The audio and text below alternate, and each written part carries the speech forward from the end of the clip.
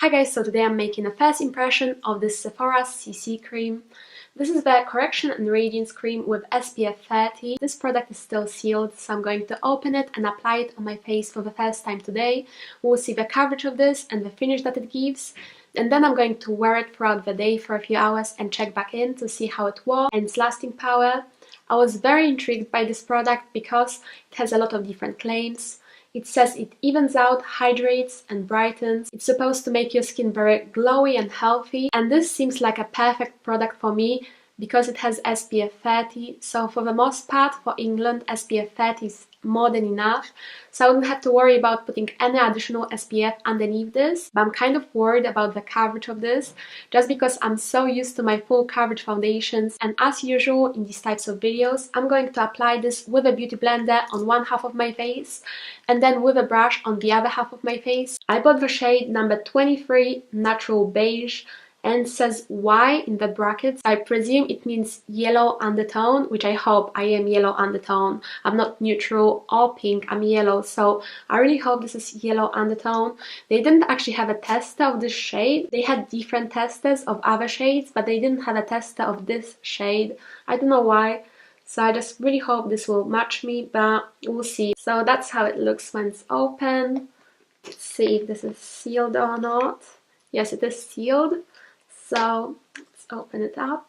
Okay, so I'm just going to go straight in. I'm going to use my beauty blender. I'm really worried because beauty blenders tend to shear out any foundation that I ever wear. This is the original beauty blender, by the way. It is a little stained, but this is the original one. This looks very orange.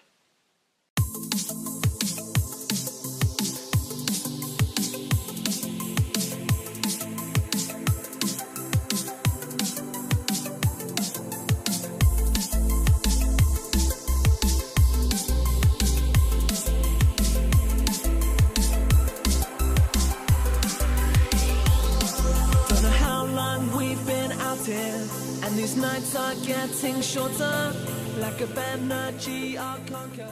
So the one pretty light layer of this gave me a light to medium coverage. I would say pretty much on the light side because I can definitely still see all my freckles. I'm going to go in with more product in a second. I'm going to just apply one layer with a brush on this side of my face to see, and then I'm going to go over with a beauty blender on this side and apply second layer. So let's see.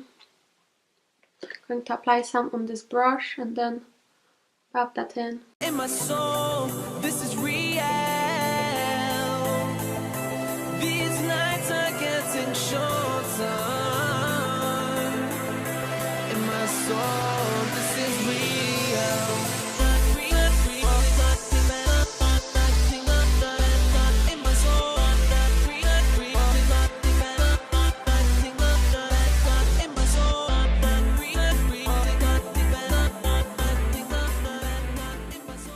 Okay guys, so this is just one layer of this foundation. It's pretty weird because the coverage, I don't know, perhaps the brush gave me a little bit more coverage, but not really. I mean, in both cases my perfection is more even. When I applied it with a brush, this side of my face just looks darker. That usually never happens to me, but definitely this side of my face looks a lot lighter than this one in person. This side is lighter than this side. I don't know, you guys. I actually prefer it with a beauty blender just because it looks a lot more natural and not as orange. But I'm going to apply another layer on top. I applied quite a lot of product this time, but it's still very thin and watery, so let's see.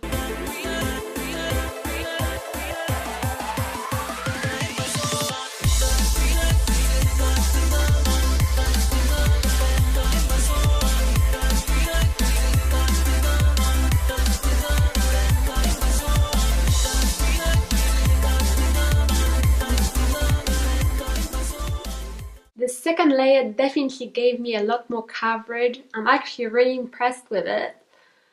I mean, this is not a full coverage foundation. Unless I would probably apply like 4 layers of this, this would not completely cover up my freckles.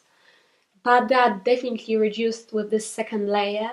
You can definitely not see them as much. It's only when you look up pretty closely. You can see some freckles, but it's definitely buildable. It's not like some of the CC creams that are more of a tinted moisturizer style and they don't give you much coverage. This is definitely a solid medium coverage, but it's not full. I'm going to apply it to the second half of my face with a brush and then give you my final thoughts before I start testing the wear time.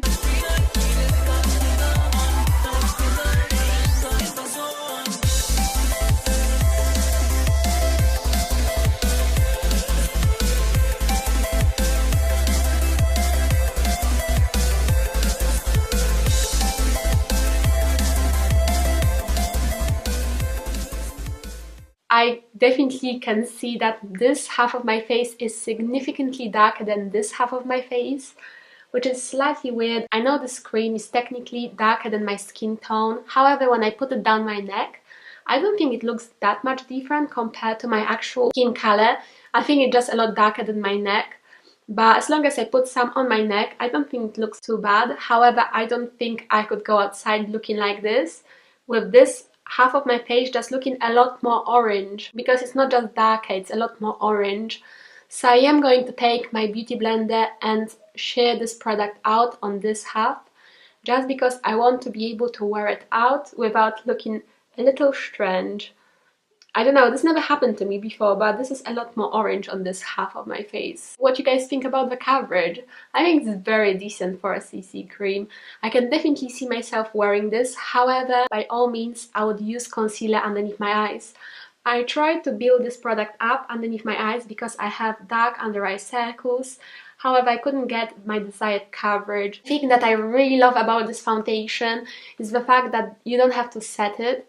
I don't want to set my foundation. I never set my foundation. I never set my Revlon Color Stay foundation because my skin is very dry. So I hate the idea of putting powder all over my face. With this foundation, this doesn't feel tacky at all. It is luminous, it is glowy, so you would expect it to be tacky because you can see it glowing. But for some reason, when I touch it, you don't really get much transfer. Definitely, I'm not going to set it because I don't feel like it needs setting. I tried not to set any foundation that I ever wear, so I'm not going to set this one as well, just to give it a fair comparison against my other foundations and other products that I use. So now what I'm going to do, I'm going to apply some concealer, I'm going to contour my face and apply some eye makeup, then do something else for a few hours and come back in, check in, see if this doesn't get any shiny or greasy, see if this is not going to shear out or fade throughout the day, or it's not going to get patchy or something, and then I'll give you a full review.